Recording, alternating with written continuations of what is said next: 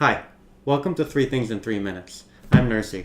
Today we're going to be talking about Dragon Castle, which is a tile placement collection game from Horrible Games, very loosely based off of Mahjong.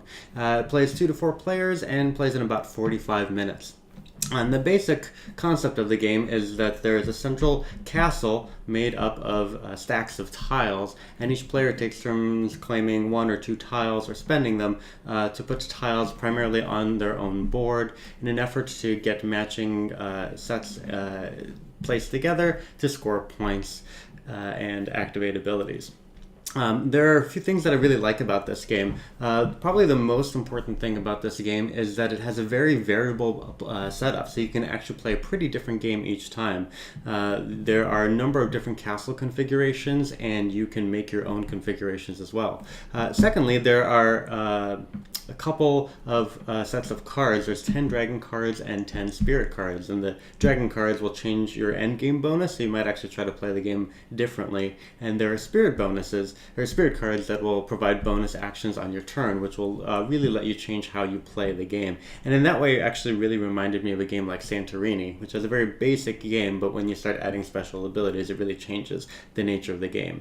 There's also a set number of tiles in each game, so that the playtime is actually pretty consistent regardless of player count. And I also really like that you can force the end game. When you get down to just the single level tiles, you can start taking what are called countdown tokens. And if the game is starting to drag or you really don't have a whole lot of options, players can start taking the countdown tokens, and then once a certain number of them have been taken, then the end of the game is triggered. So you don't have to drag on through a very slow end game.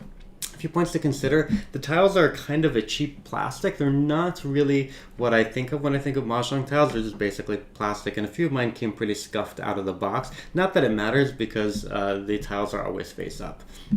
Speaking of the tiles being face up, some of them are actually somewhat hard to tell apart. When you're matching tiles, you actually have to match the exact number of icons on them, and they can look pretty similar, and especially some of the dragon tiles can look very similar, so it might be a little hard to see.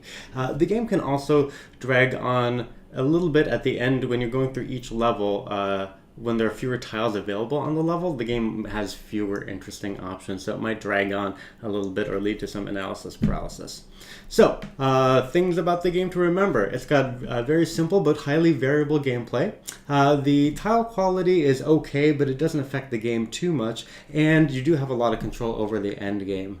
Thanks for watching. Please leave some comments, subscribe, and let me know what you'd like to see.